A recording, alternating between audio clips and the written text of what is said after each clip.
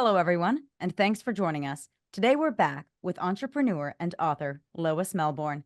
Hey, Lois, welcome back. Thank you. So, Lois, today I want to talk to you about author branding and specifically about your website.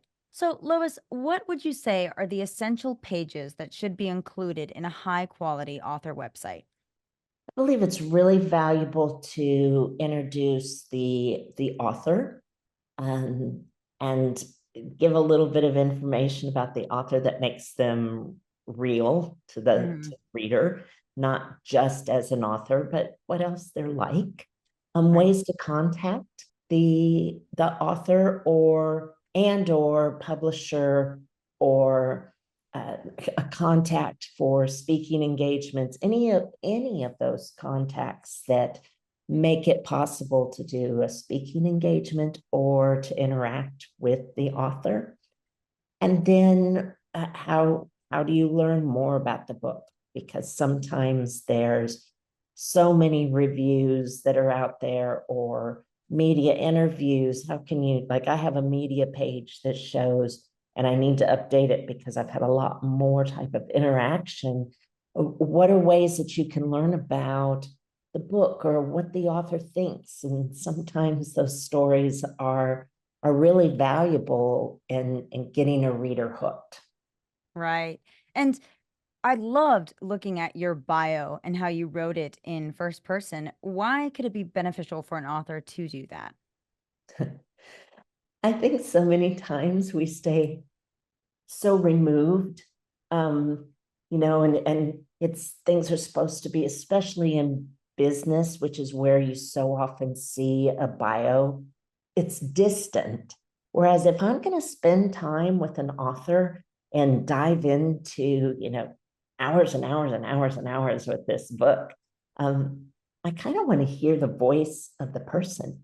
Mm-hmm. I just decided on my author's page that I really needed to just say, hey, here's who I am.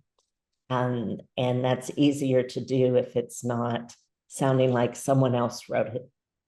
Right. I love that because when I read it, I felt like I was talking to you and you were introducing yourself to me. Not I was, exactly what you said, reading a biography about someone or a shortened version of that. So it was great and it's a great idea. Now, how could I effectively, as an author, showcase my books on my website? So I think giving sample chapters or stories about, extended stories about characters and can be really helpful. Sometimes it depends on the genre. Definitely showcasing book covers. That's important, especially these days when there can be books with the same title. And if Right. people are, going too fast when they're trying to order a book, let's say, um, if there's any confusion, you might lose a sale Right. because they plucked the wrong one. Or if you've changed the cover, maybe you include both covers, like old cover, new cover. That can be really helpful for the reader. It's frustrating to me, not just with books, but anytime the packaging changes and I buy the wrong thing, it's like, oh, why didn't they keep it?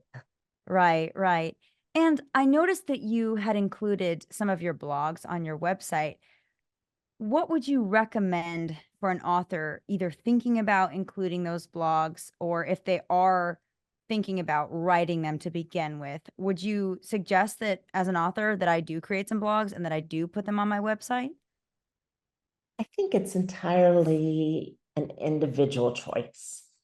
Uh, but I do think it's an opportunity to showcase who you are and Mm, maybe make a deeper connection with your readers. It can be time consuming, but it's also very interesting to mm, work with different things. For me, the topics can range either being right aligned with the content of your story.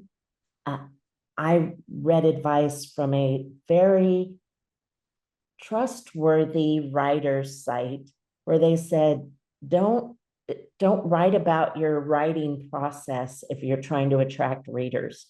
And I disagreed with that. And at first I was like, oh, okay, I'm not going to do that. But the more that I see other author pages, or as I'm exploring what I'm going to do next with my own site, I think readers are very interested in at least a little bit. You don't want to turn Right. it into a, advice for other writers if that's not your content of your book. I think people are fascinated about the process of being a writer. I mean, the stats are staggering of how many people would love to write a book. So why not connect with them in a little bit of how you do it, or how it's done, or where your struggles were.